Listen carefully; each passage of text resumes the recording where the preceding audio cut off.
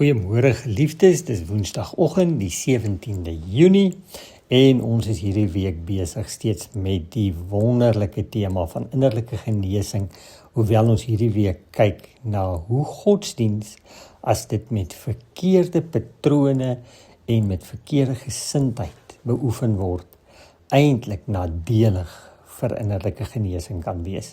Ons het hierdie week begin met Amos 5 en met Hosea 6 en daar staan, ek verafskie julle feeste.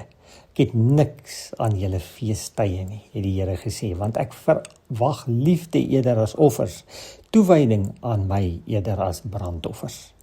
En daardeur het ons mekaar gesê, die Here kyk dieper as net die oppervlakkige godsdienstbeoefening. Hy kyk na die hart en die gesindheid. Nou geliefdes, ons het ook dan vir mekaar in hierdie week gesê, dat dit kan partykeer wees dat godsdiens mense bring by 'n plek waar hulle 'n passiewe lewenshouding inneem. Byvoorbeeld, mense bid en dan sit hulle agteroor en wag dat die Here hulle probleme vir hulle moet oplos. Want hulle het mos nou gebid.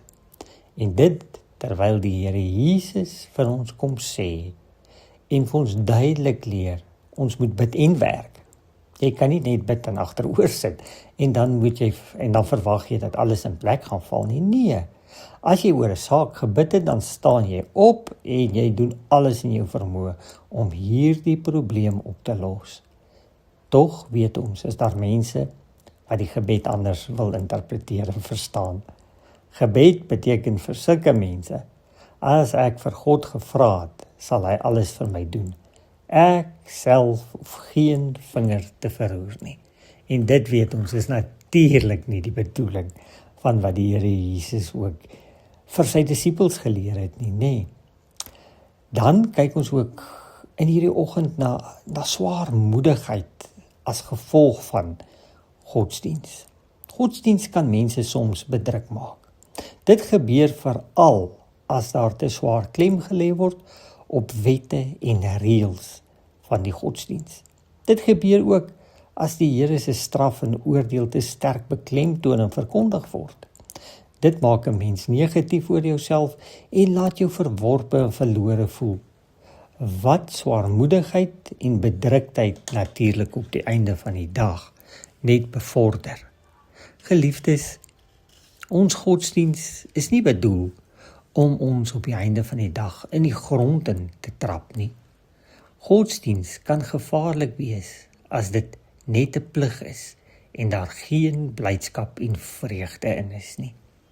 Godsdiens is juis bedoel om met 'n ligte hart vol dankbaarheid die Here te dien en te volg. En daarom sê ons vanoggend vir mekaar, mag ons vir mekaar ook hierdie gebed bid. Mag ons vra dat die Here ons godsdienstbelewenis en beoefening dieper sal maak, as net te terugsit en wag dat God alles moet doen en ons nie 'n vinger verroer nie. Mag ons ook vra dat ons nie so vasgevang raak in die feit dat ons dalk die Here se verwagtinge nie ten volle aan voldoen deurdat ons die wette nie nakom nie, want ons weet mos ons kan nie. En ons verstaan tog immers ook dat ons vrygekoop is en dat ons nie gered word deur ons goeie dade nie.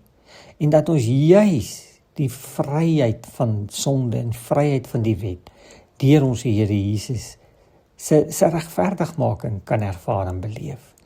En mag ons dan met hierdie gedagte en in gebed voor die Here kniel en vra dat die Here ons en ons geliefdes op 'n plek bring waar godsdiens nie net uiterlik is nie, maar dieper as diep, om ons ook innerlik op 'n pad van genesing te bring.